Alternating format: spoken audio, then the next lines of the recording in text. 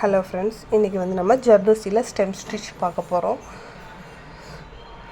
ஜர்தோசி வந்து ஸ்டெம் ஸ்டிச்சுக்கு வந்து ஒரே ஈவனாக கட் பண்ணி வச்சுக்கோங்க, அன்ஈவனாக கட் பண்ணி வைக்கக்கூடாது. இப்போ ஒரு 1/2 இன்ச் மெஷர்மெண்ட்டில் நம்ம எடுக்கிறோம் அப்படின்னா அது ஃபுல்லாகவே 1/2 இன்ச் மெஷர்மெண்ட்லேயே ஃபஸ்ட்டே கட் பண்ணி வச்சுருங்க. கட் பண்ணிவிட்டு அதுக்கப்புறமா நீங்கள் ஸ்டிச் பண்ணுவாங்க. ஒரே ஈவனாக இருந்தால் தான் அது வந்து பார்க்க அழகாக இருக்கும். மாறி மாறி இருந்தால் அது வந்து பார்க்கவே நல்லா இருக்காது.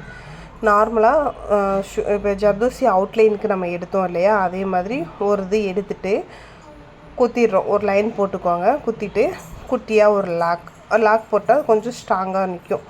அதே மாதிரி அதுக்கப்புறம் பேக்கில் போயிட்டு ஒரு லாக் போட்டு எடுத்துகிட்டு அங்கேருந்து மறுபடியும் முன்னாடி கொண்டு வந்து ஒரு குட்டி லாக் போட்டுருவோம். ஓகே, இது வந்து ஃபஸ்ட்டு போட்டதுக்கு வந்து மிடில் தான் செகண்ட் போடுற ஒன்று வந்து உள்ளே போகும். ஓகே, அந்த எட்ஜ் ஃபஸ்ட்டு போட்ட மிடில் குத்திட்டு அகைன் முன்னாடி வரும். அதுக்கப்புறம் செகண்ட் இருக்கிறது வந்து ஃபஸ்ட்டு போட்டதோட எட்ஜுக்கு போயிடும். ஓகேவா? அதே மாதிரி மாற்றி ஒன்றுக்கு அடுத்து ஒன்று வந்து முன்னாடி பின்னாடி வர மாதிரியே வரும். இது வந்து அவுட்லைன் ஸ்டிச்சுக்கு வந்து ரொம்பவே யூஸ்ஃபுல்லாக இருக்கும் ஃப்ரெண்ட்ஸ். ஸோ அவுட்லைன் ஸ்டிச்சுக்கு வந்து நம்ம தாராளமாக இதை வந்து யூஸ் பண்ணலாம். இதுக்குமே ஒரு பிக்சர் எடுத்துக்கோங்க. ஒரு பிக்சர் எடுத்துகிட்டு அந்த பிக்சரில் அவுட்லைனுக்கு இந்த ஸ்டெம் ஸ்டிச் வந்து கொடுத்து பாருங்கள்.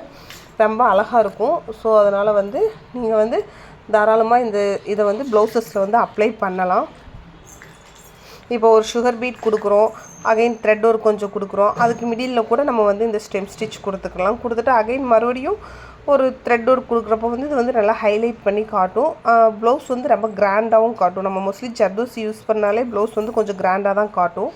ஸோ அதனால் வந்து நீங்கள் இந்த இதை வந்து யூஸ் பண்ணுங்கள், நல்லாயிருக்கும். ஏதாவது டவுட் இருந்தால் நீங்கள் கீழே கமெண்ட் பாக்ஸில் கேளுங்கள் ஃப்ரெண்ட்ஸ், நான் உங்களுக்கு எக்ஸ்பிளைன் பண்ணுறேன்.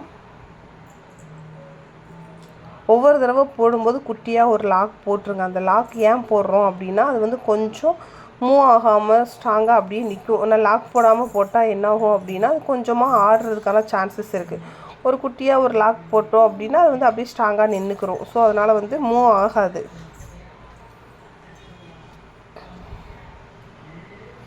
ஏதாவது டவுட் இருந்தால் நீங்கள் கேளுங்க, உங்களுக்கு நான் எக்ஸ்பிளைன் பண்ணுறேன்.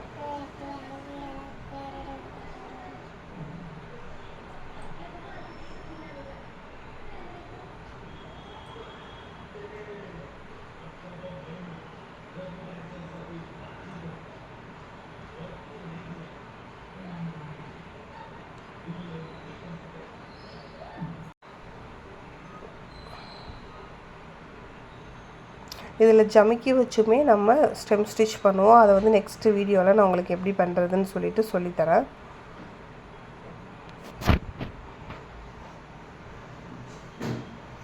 ஓகேவா ஃப்ரெண்ட்ஸ்? புரியுதா? புரியலன்னா டவுட் இருந்தால் கேளுங்க.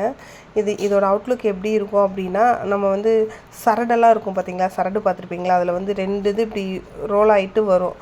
அந்த மாதிரி வந்து ஒரு ஃபினிஷிங் வந்து அழகாக இருக்கும் இதில் பார்க்குறதுக்கு நமக்கு. இப்போ தான் நம்ம வீடியோ ஃபஸ்ட் டைம் பார்க்குறீங்க அப்படின்னா வீடியோ டே 1 கிளாஸ்லேருந்து நான் ஸ்டார்ட் பண்ணியிருக்கேன். ஃபஸ்ட்டு வீடியோவிலேருந்து பாருங்கள். ஆரி கற்றுக்கணும்னு நினச்சா இது ஒரு நல்ல ஆப்பர்ச்சுனிட்டி அப்படின்னு சொல்லிட்டு நான் நினைக்கிறேன். இந்த வீடியோ 1 by 1 பார்த்துட்டு நீங்கள் வந்து கற்றுக்கோங்க. டெய்லி ஒரு 2 hours இதுக்காண்டி டைம் ஸ்பெண்ட் பண்ணி உட்காருங்க. ஆரி போடணும் அப்படின்னு சொல்லிட்டு ஒரு 2 hours டைம் ஸ்பெண்ட் பண்ணி உட்காந்தீங்க அப்படின்னாலே தாராளமாக வந்து நீங்கள் ஆரி வந்து போட்டு முடிச்சிடலாம், கற்றுக்கிறலாம்.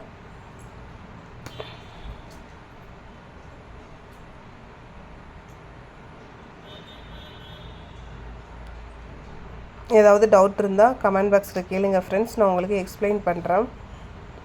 இதை வந்து ஒரு சர்க்கிளில் அப்ளை பண்ணி பாருங்கள். சர்க்கிளில் அப்ளை பண்ணி பார்த்தா அது எப்படி இருக்குது அப்படின்னு சொல்லிட்டு சர்க்கிளில் பண்ணும்போது அந்த எண்டு வந்து ஈவனாக வரணும். ஸோ நிறையா ஒர்க் பண்ணுறப்போ, நிறையா ப்ராக்டிஸ் பண்ணுறப்போ வந்து நமக்கு வந்து ஹேண்டில் பண்ணுறதுக்கு ரொம்பவே ஈஸியாக இருக்கும். தேங்க்யூ.